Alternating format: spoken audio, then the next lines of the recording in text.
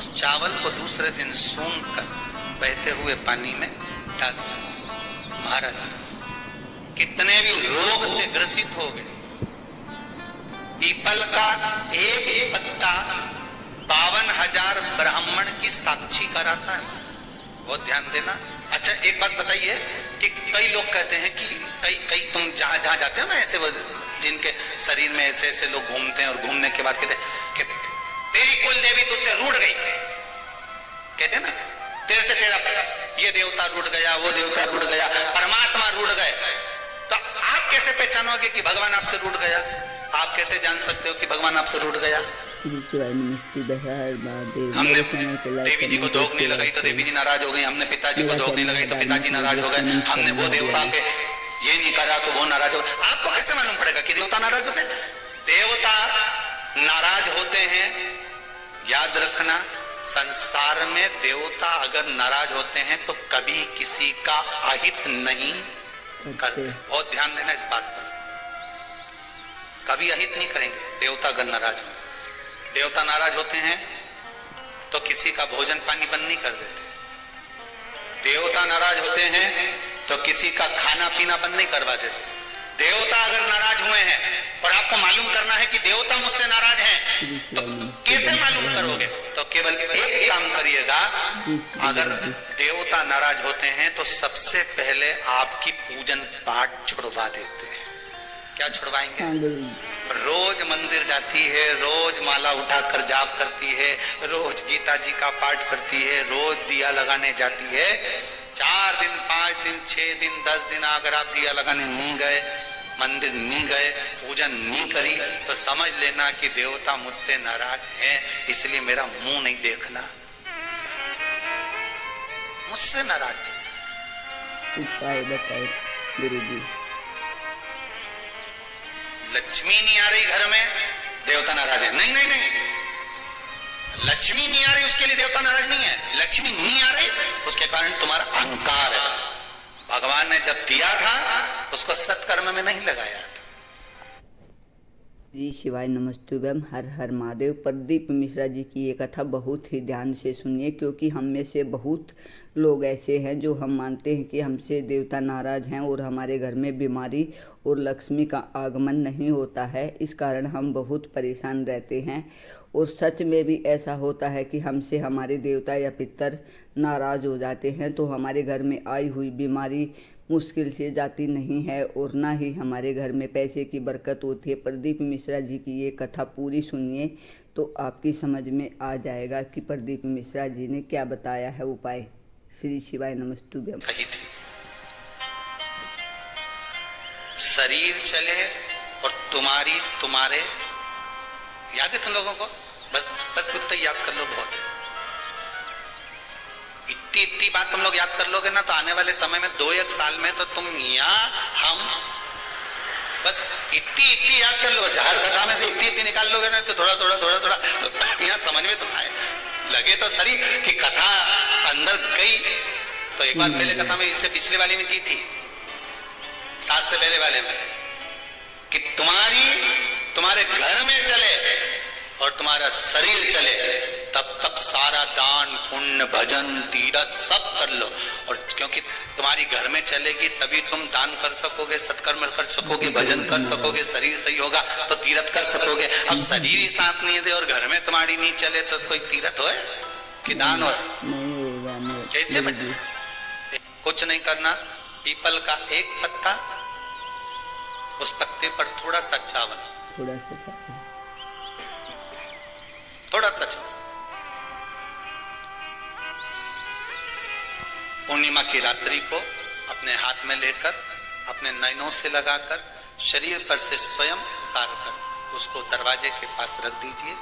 पूर्णिमा की रात्रि को पूर्ण होने पर उस चावल को दूसरे दिन सूंघ कर बहते हुए पानी में डाल दीजिए। महाराज कितने भी रोग से ग्रसित हो गए, पीपल का एक पत्ता 52,000 ब्राह्मण की साक्षी कराता है। महाराज बहुत ध्यान देना, पीपल के वृक्ष में स्वयं नारायण का, मेरे कृष्ण का वास है। स्वयं भगवान गीता के अंतर्गत कहते हैं कि मैं पीपल का वृक्ष हूं, नारायण 52,000 ब्राह्मणों का वासा एक पीपल के पत्ते में होता है। और आपको पहले भी कथा में कहा, गाय, ब्राह्मण, बहन, बेटी, ये सब काल का हरण करने वाले, काल को हरने वाले। और शिवाय नमस्तुभ्यम, हर हर महादेव। प्रदीप मिश्रा जी की यह कथा बहुत ही ज्ञानवर्धक है। इस कथा को अवश्य पूरी सुने, बीच में छोड़कर ना जाएं, क्योंकि हमारे घर में ये सब होता रहता है। भगवान हमसे कभी कभी रुष्ट हो जाते हैं। कई माताएं कहती हैं, गुरुदेव हमारे यहाँ पर शंकर भगवान का शिवलिंग नहीं है, तो क्या हम बाजार से ले आए?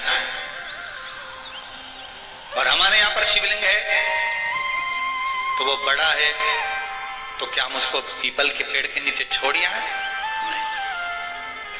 शिवलिंग है तो पूजन करो, नहीं है तो भगवान का जब स्नान कराओ, ठाकुर जी का कराओ, देवी जी का कराओ, जो तुम्हारे घर में भगवान है उनका जब पूजन कराओ, तो पूजन कराने के बाद में जब उनका स्नान कराओ, स्नान कराते समय थोड़ा सा भाव यही प्रकट कर लेना कि हम शंकर विश्वनाथ को, महाकाल राजा को, सोमनाथ को, मल्लिकार्जुन को, भीमाशंकर को, त्र्यंबकनाथ को हम जल चढ़ाएं। हे तो ठीक है, नी है तो देवताओं को बढ़ाने की जरूरत नहीं है। कारण क्या है? तुम तो कर लोगी सेवा, तुमसे तो सज जाएगी, पर आने वाली पीढ़ी करेगी क्या? घर में सेवा उतनी ही करना, उतनी ही रखना जितनी तुमसे बन रही हो। तुम्हारे जाने के बाद घर के बहू बेटा भगवान को डलिया में भर के वृंदावन छोड़िया, ऐसा काम मत कर। जितनी बने उतनी छोटे रूप में सेवा करोगे तो पीढ़ी दर पीढ़ी चलती रहेगी। ज्यादा सेवा को बढ़ा दिया, छूना नहीं, नहा के आओ, कपड़े बदल के आओ, ये कर आओ, जाओ जरा। जितना तुम पूजन को, सेवा को, भजन को, कीर्तन को जितना हवा बनाओगे, जितना डराओगे लोगों को, वो उतने डरेंगे, उतने डरेंगे। सेवा को, भजन को, पूजन को कभी डराने का केंद्र मत बनाओ। ये तो भगवान की मस्ती का आनंद, सुख है। लोटा भर के पानी भी अगर चढ़ा रहे हो, शंकर जी के मंदिर में जाकर जल चढ़ा रहे हो, थोड़ी गलती हो गई, भगवान से कह देना तुम्ही ने सिखाया है, हो गई तो हो गई, आप ही ने तो सिखाया, नहीं जानते थे। अब धीरे धीरे धीरे धीरे लोगों को शिव महापुराण सुनते सुनते मालूम पड़ रहा है कि शंकर की कैसे पूजन करना चाहिए, बेलपत्री कैसे चढ़ाना चाहिए, जल कैसे चढ़ाना चाहिए, धतूरा कैसे चढ़ाना चाहिए, चंदन कैसे चढ़ाना चाहिए, काली तिल कैसे चढ़ाना चाहिए। ये लोगों को ध्यान में अब आ रहा है, धीरे धीरे। पहले नहीं मालूम था तो हो गई, गलती हो गई, शिकार, हमने गलती की। शिव पुराण कर रही है, भगवान शंकर की कथा कर रही है। चंद्रदेव ने भगवान शंकर की आराधना कर बालू रेत का शिवलिंग का निर्माण कराया महाराज जी। शिव महापुराण की कथा में आता है, देवराज नाम का ब्राह्मण जो गलत कर्म करता था, चोरी करता था, शरीर में ताप पड़ने के बाद में जब वो शंकर के मंदिर में जाकर कथा सुना, थोड़ी सी कथा सुनकर बाहर निकला, तो उसको केवल कथा का एक तत्व उसके जीवन में उतर गया था, अंश मात्र उसके जीवन में उतर गया था, उसको परमात्मा मिल गया था, अंश मात्र। बिंदु की धर्म पत्नी चंचुला देवी बार बार कथा में आया, पार्वती जी ने उससे शिव महापुराण की कथा की। क्या करती थी वो चंचुला? काशी में जाकर उसने करा क्या था?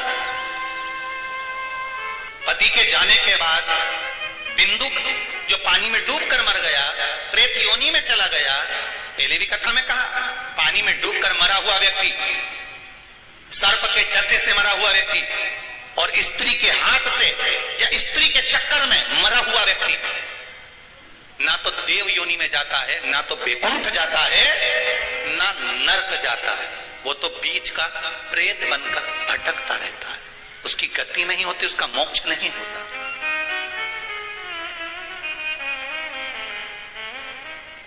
चंचुला देवी को लगा था मेरे पति को मोक्ष, तो उसने करा क्या था ऐसा कि वो काशी पहुंच गई, काशी गई, ऐसा क्या करा था उसने? चंचुला देवी तो दिन रात फैशन में लगी रहती थी। कभी पति ने अगर धन लाकर दिया तो ज्यादा से ज्यादा पैसा वो खाने पीने में उजाड़ देती थी। कभी नहीं उसने दान करा, कभी नहीं धर्म करा, कभी पुण्य नहीं करा, कभी सत्कर्म नहीं करा, कभी कहीं सत्संग में नहीं गई, कथा में नहीं गई, कभी भजन में नहीं पहुंची।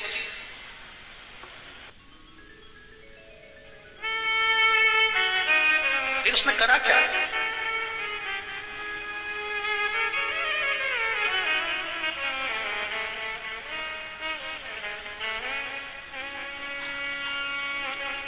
बचपन में किया गया कर्म व्यक्ति को कब प्राप्त होता है, ये चंचुला देवी की कथा कर रही। चंचुला देवी की कथा कर रही। चंचुला देवी की मां भोजन का जब निर्माण करती थी,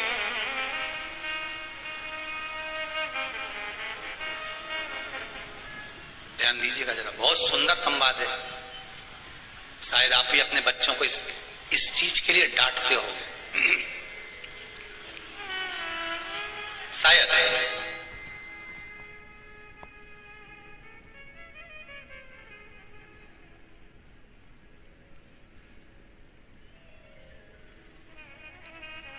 बचपन का किया हुआ पुण्य चंचुला देवी के कहां काम आया वो देखिए। पुण्य नहीं करा था चंचुला देवी ने, वहां तो खेल करा था।